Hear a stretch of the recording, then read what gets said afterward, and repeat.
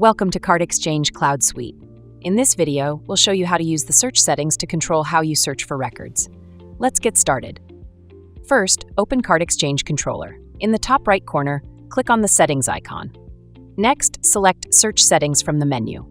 Here, you'll see three search options: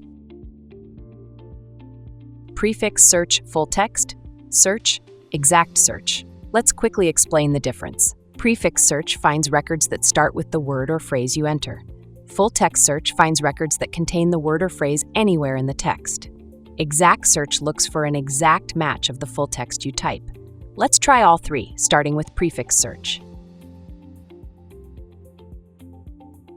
We enter user in the search bar and the system returns three results.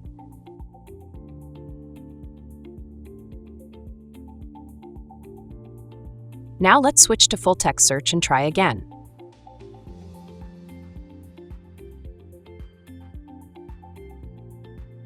This time, only one result is found.